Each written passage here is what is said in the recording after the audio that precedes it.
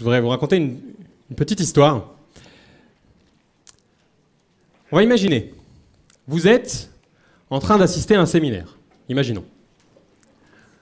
Vous êtes face à un présentateur souriant, sympathique, et puis d'un coup, vous tombez dans les pommes dans le séminaire.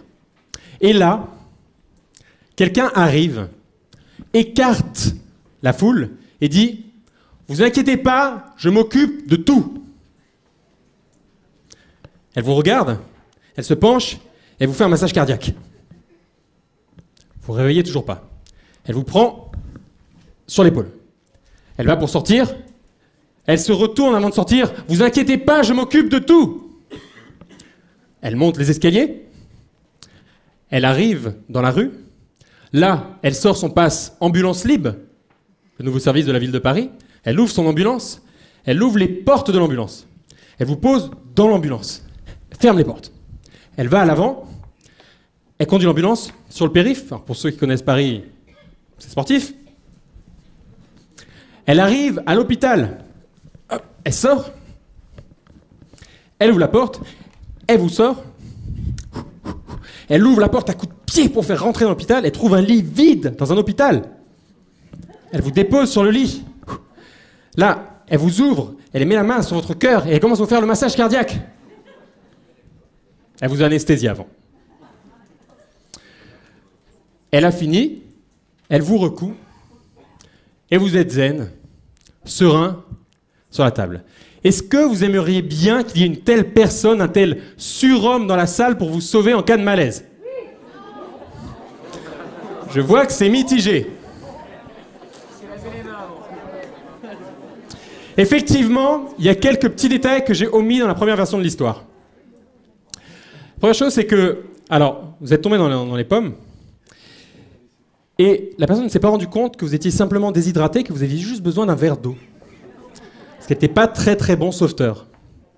Alors, elle vous a pris, après vous avez fait le massage cardiaque, elle vous a peut-être cassé une ou deux côtes, une troisième en vous prenant délicatement sur l'épaule. Bon, si vous n'avez pas tapé la tête contre la porte, c'est un coup de chance. Quand elle vous a mis dans l'ambulance, bon, elle vous a mis à côté du lit, elle vous a quand même sanglé. Mais bon, c'est pas un très très bon ambulancier. Puis elle a conduit l'ambulance. Bon, elle a fait 2-3 accidents en cours de route. Alors elle arrive à l'hôpital. Ok, elle vous reprend. Hop, c'est bon, elle ouvre la porte. Magnifique, un hôpital pour animaux. Une clinique vétérinaire. Bon, il y avait un lit libre. Elle vous pose sur le lit. Alors certes, elle vous a anesthésié, mais c'était pas non plus très bonne anesthésiste. Vous avez tout senti. Et bon, quand elle vous a recousu, il est fort probable qu'elle ait oublié 1 ou 2 ustensiles à l'intérieur. Donc, si vous n'êtes pas mort au moment où elle a tapé votre tête contre la porte, il y a des chances que là, sur le lit, vous le soyez plus ou moins. Et la mauvaise nouvelle que j'ai pour vous, c'est que cette personne, c'est vous. Alors, pas celle qui a eu la chance de se faire sauver. Non, le super sauveteur, le surhomme.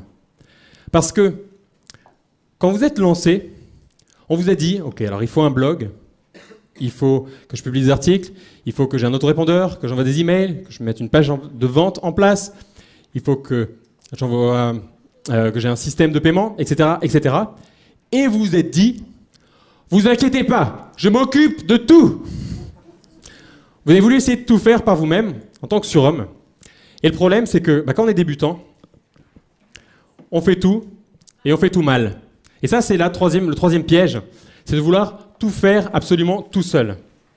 Ce qu'il faut, le conseil, c'est que vous devez prendre exemple sur les gens qui décollent, les gens qui réussissent. Ils sont tous entourés d'une équipe, d'une dream team.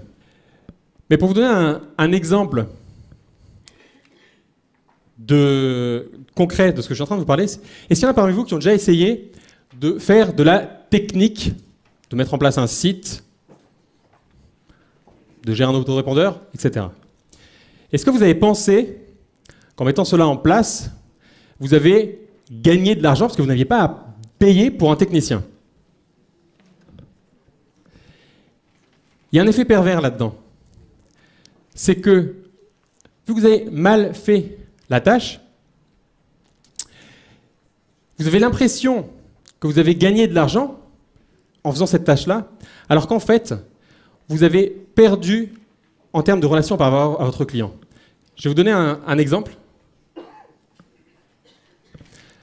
C'est l'exemple du service après-vente.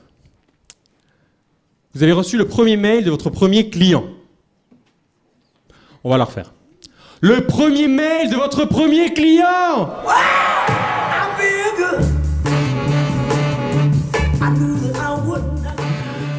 Vous avez reçu ce premier mail de Martine.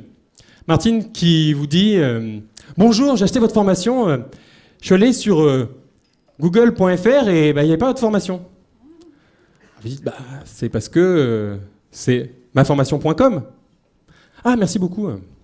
Puis on reçoit un autre mail de Martine qui vous dit ah, très bien, je suis allé sur le site, mais on me demande mon identifiant. C'est quoi mon identifiant?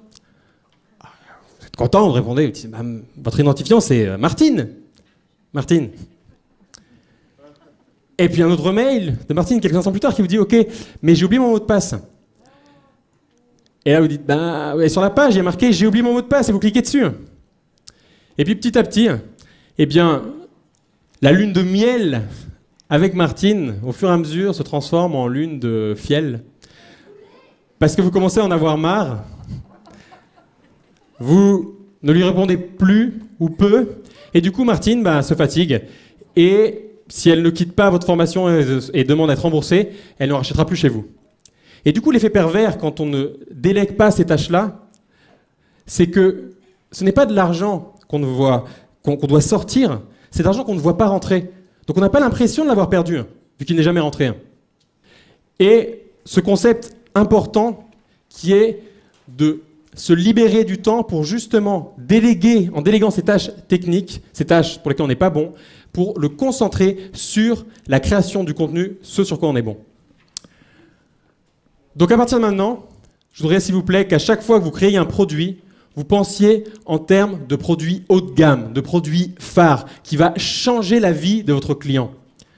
Je veux que vous pensiez en termes de gamme de produits yin-yang, qui s'articulent les uns par rapport aux autres, qui se font la promotion les uns des autres. Je veux que vous pensiez en termes de délégation du temps et que vous ne fassiez plus ces tâches techniques.